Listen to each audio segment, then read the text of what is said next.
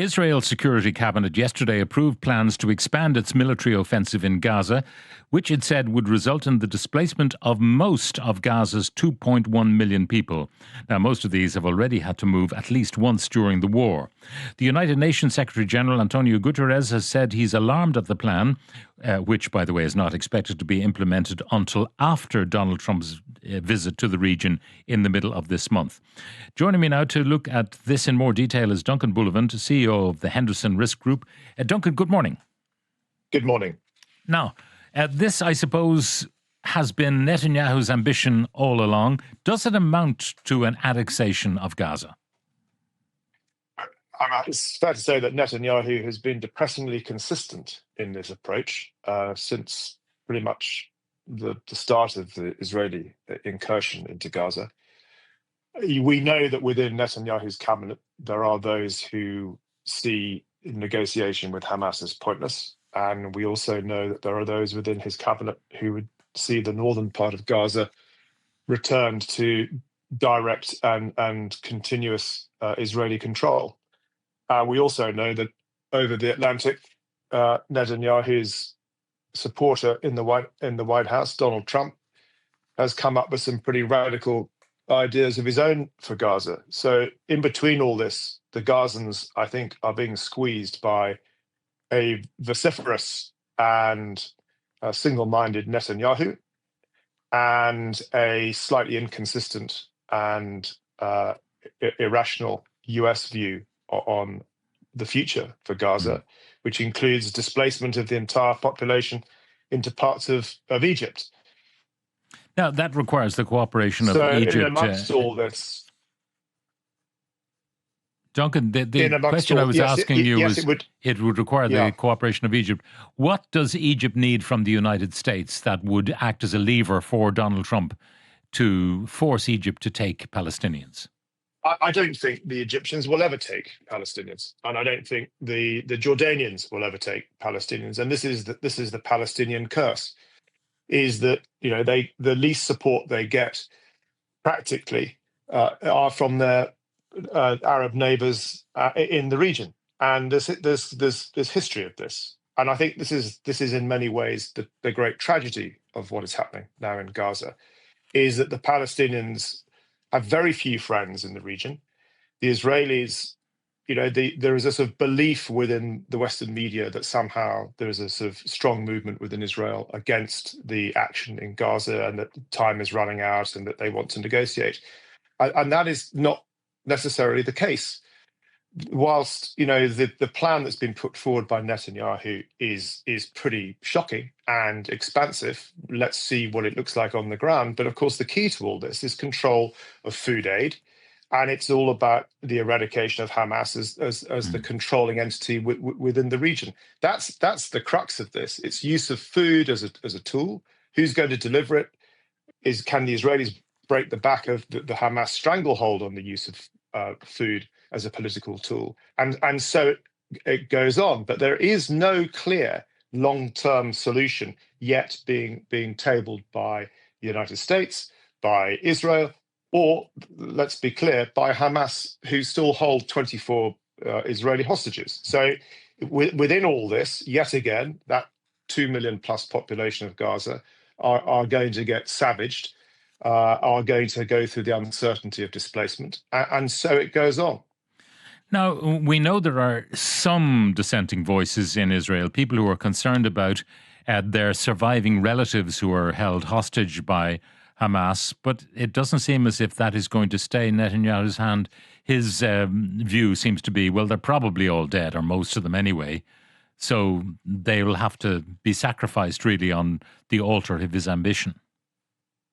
Yeah, I think I can't obviously speak for what's in Netanyahu's mind, but I think that ultimately there is a belief within their cabinet that the best way to get the remaining hostages back is by taking this action.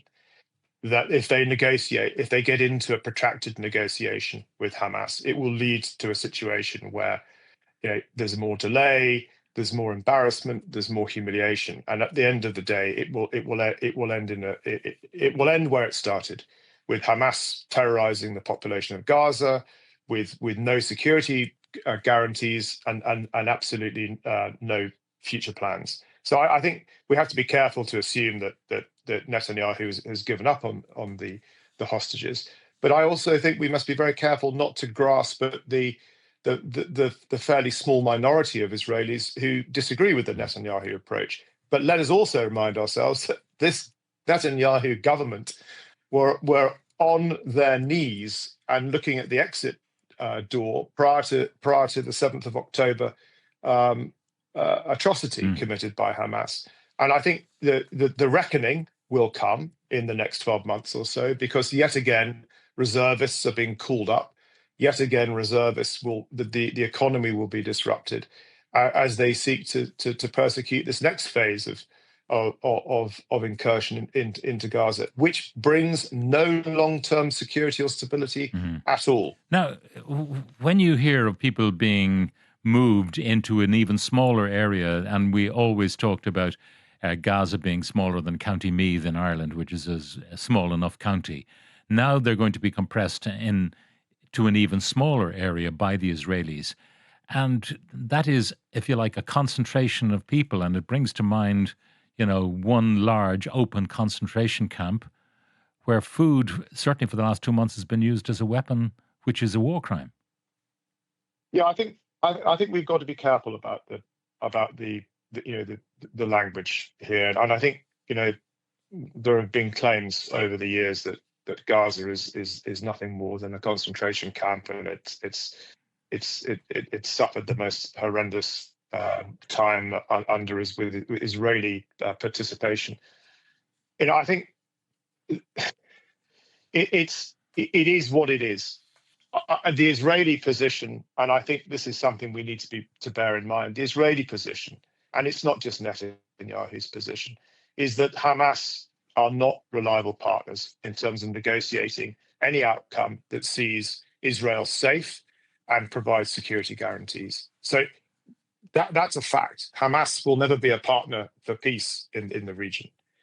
And on the other hand, you've got an Israeli government who feel they have the mandate, be it self-imposed, to continue their war aim, which is to dismantle and destroy Hamas. And any sane person, which I hope includes the majority of people who listen to your show on a regular basis, would say, well, hang on, there is no solution unless it's negotiated. You can't, you're not going to beat these people into submission. So between the two, we have Gaza. And it is an impossible situation. I think right back at the beginning, we talked about this being an intractable situation. There is no clear solution. And this is the tragedy of the region. All we can do is minimize the human suffering. And that probably does require Israel to take a very deep breath, to step back, to look at unfortunately, Hamas remaining in some form of control, and to manage the security situation the best they can, and accept the fact that Hamas is a factor in the region, and to try and to reduce the threat to Israel through non-conventional means, which intelligence, use of special forces. But you're still going to have this issue.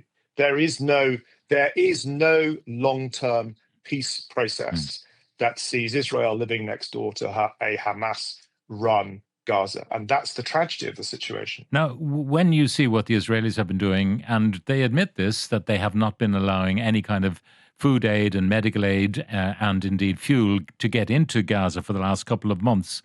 I mean, that's like something from the Middle Ages, the siege of Derry. It really is. It is hard to imagine.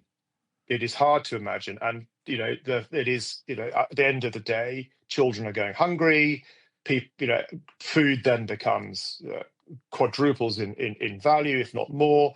Issues around food, they always say historically, don't they, that any society is only 4 meals away from revolution. And if you control people's food supply, you pretty much get them to do anything you want.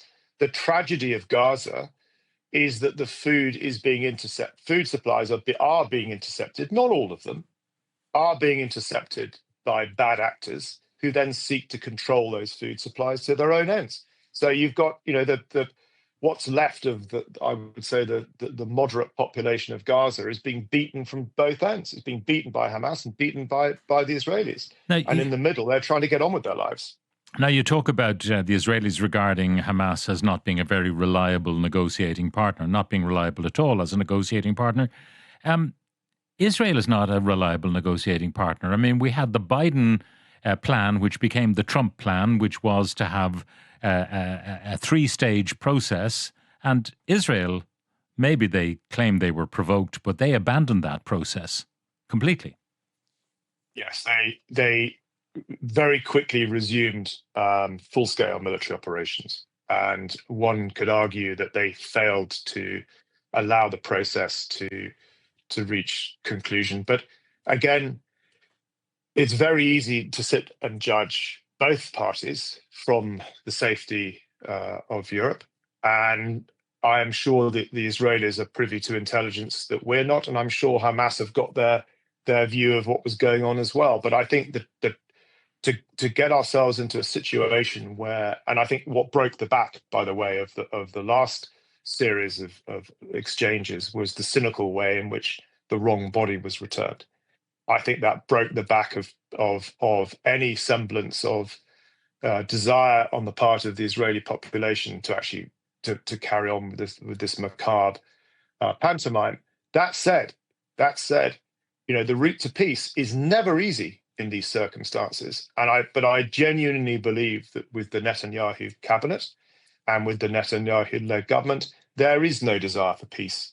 The political outcome of continued conflicts and a semi-permanent conflict within Gaza plays to their advantage. And so what is the motivation? There is none. They're getting tacit support from the White House, although there are occasional statements to suggest that starving a population is not a good idea. But the reality is that the game goes on. And so I think that the tragedy is there is no political gain for Israel to achieve peace at this point. I'm just wondering about the, historic genetic memory of the Jewish people who came from Europe to found the state of Israel, along with those some of those who lived in the region already. That question of what they're doing to people in Gaza, it's almost like treating them as subhuman. And, you have echoes there of the Warsaw Ghetto. I mean, it's unavoidable, that resonance. And I don't know whether Israelis can even see that. I think there are, yes, I think we have to be very careful that we don't get drawn into the sort of the Hamas propaganda rhetoric of the Israelis replacing the Nazi jackboot. I think the tragedy, the absolute tragedy of the current situation is that the majority of the people that were slaughtered on the 7th of October were the same people who desperately sought a way to live alongside their Palestinian neighbors, who were not part of some extreme right-wing cabal. They're the easy targets. And I think that within the Israeli society, there is a strong liberal pulse and a great sense of memory that goes back to the Holocaust, and of course it shaped Israel. But by the same token, there is also a strong core within Israel who say never again. And that's the issue here, is that for them, the response to the 7th of October attack, everything is justified because they have no friends in the region. They're on their own. They're a small population, and they'll do what they have to do to seek their own security. And that's the great tragedy for the Palestinian people.